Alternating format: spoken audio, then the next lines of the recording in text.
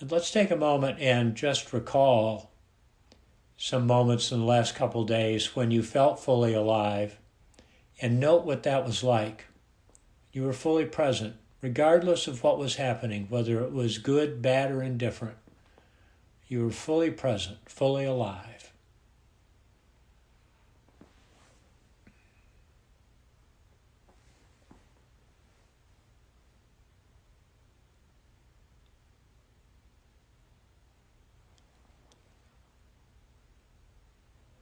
Particularly noticing the emotions and sensations, physical sensations that accompany the experience.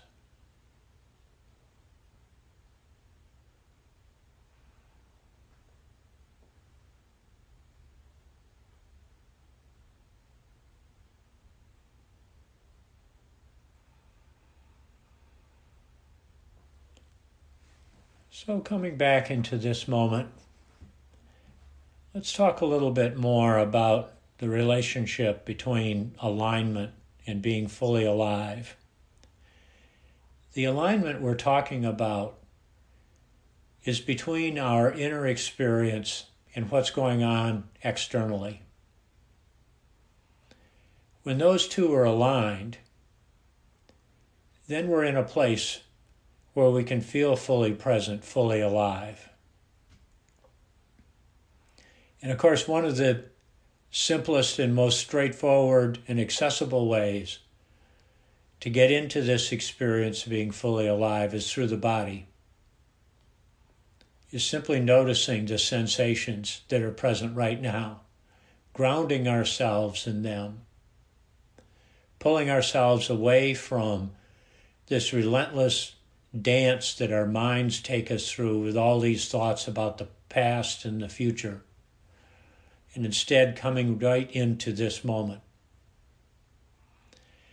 And when we do that, we're letting go of several attitudes, behaviors, thought processes that create a barrier, an impediment between our internal experience and what's going on externally. And we've described these in the past as denial. We think if we can just shift our minds a little bit, whatever's going on externally, whatever's happening, we can deny it, we just don't have to recognize it. Or we can actively resist it. You can say, I'm not dealing with this, I'm shutting it down. Or I'm going to overcome it. I'm going to fist punch my way through it. Or we can engage in what we were talking about earlier as we were all gathering, the ever seductive wishing things other than they are. And how seductive that is a big part of its power. Why it's such a distraction for us, how it interferes with alignment.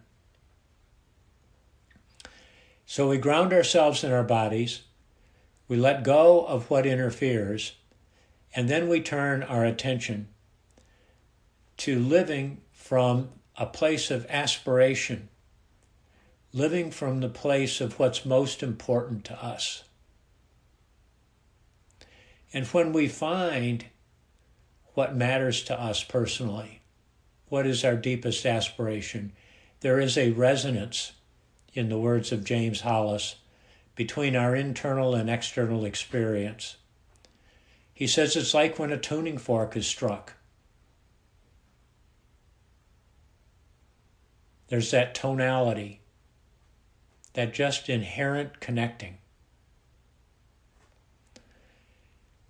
All of us have had these moments when there's been a high degree of alignment between what's going on, what's important to us internally, and what's going on externally.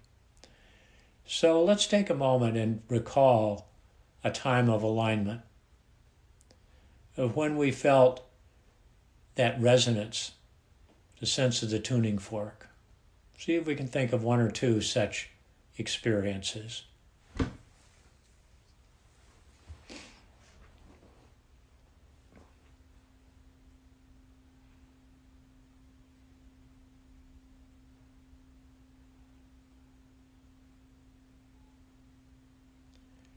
And again, particularly noticing the physical sensations that arise when we are feeling aligned, when the resonance is present.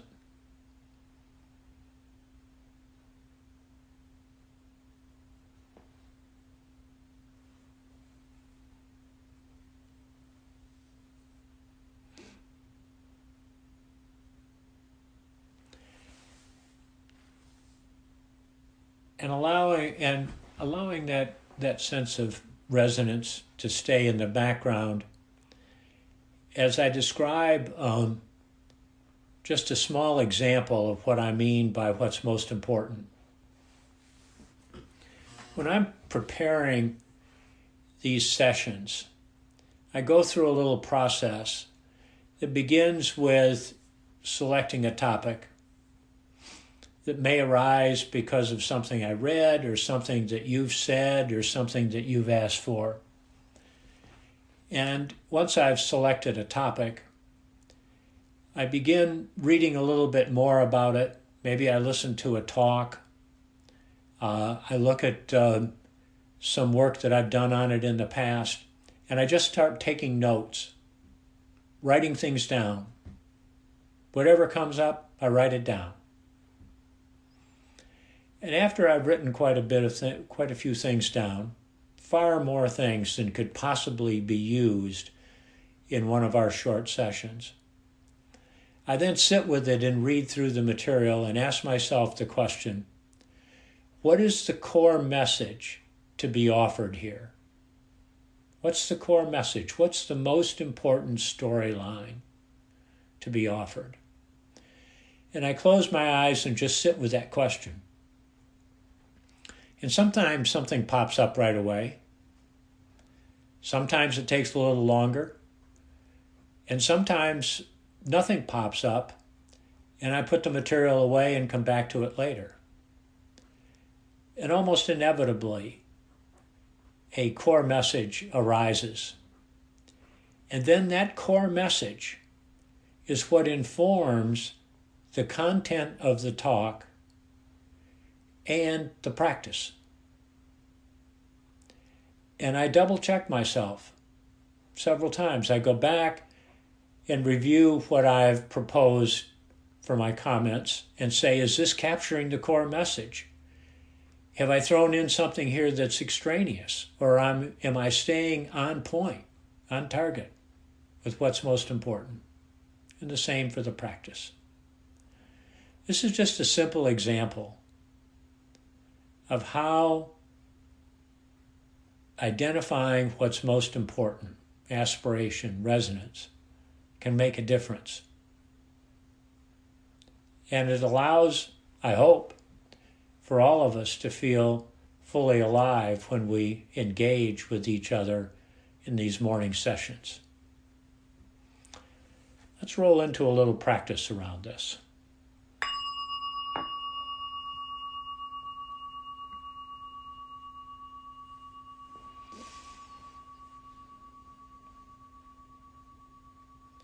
Beginning with following whatever routine works for you to center yourself, to bring yourself into presence.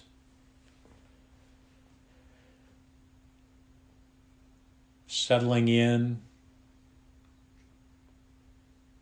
grounding, softening.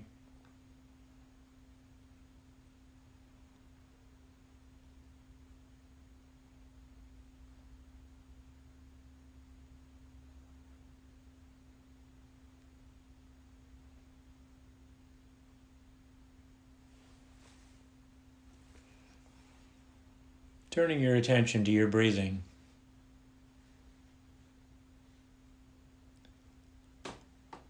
Connecting with this very natural way of being alive.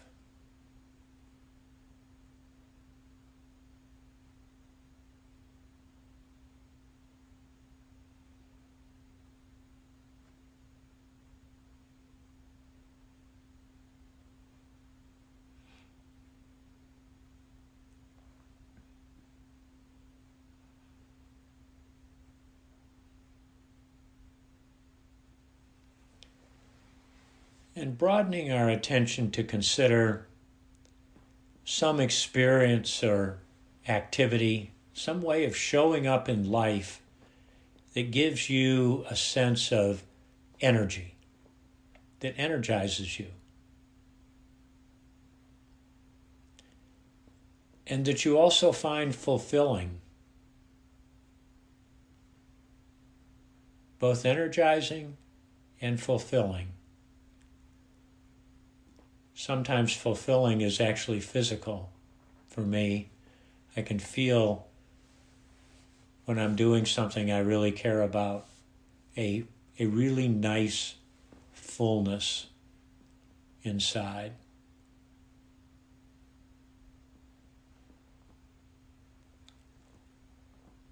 What gives you energy and fulfillment?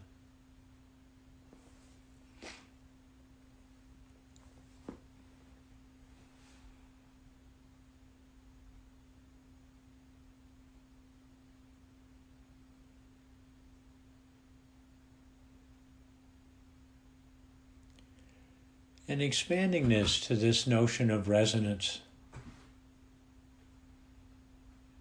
What experiences in life give you a sense of resonance between what's most important inside to you and what's happening in the world? What the world is inviting you to do.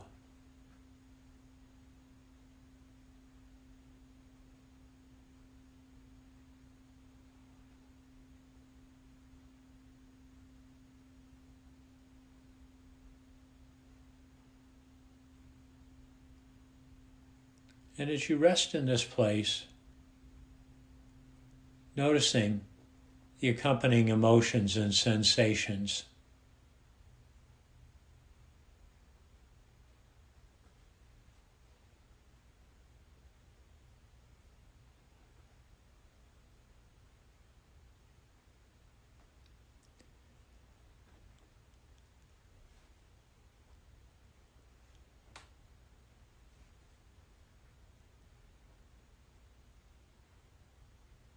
and now let's go a little bit deeper, asking yourself, why does this matter to me? What's underneath what I'm feeling resonance with? What's this all about at a deeper level?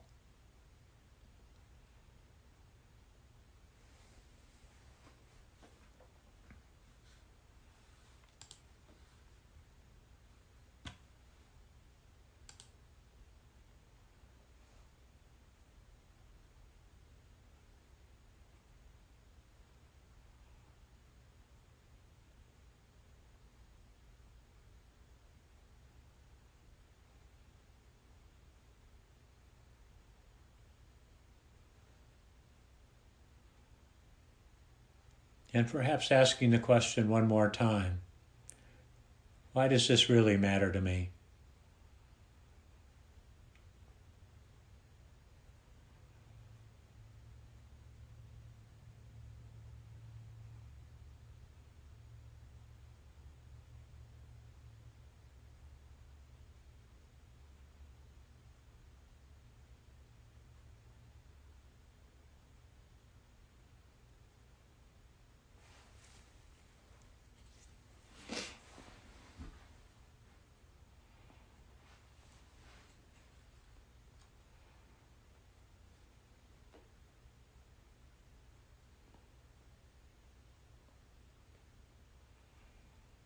And letting go of what matters and simply coming back to your breath, tuning into your breathing.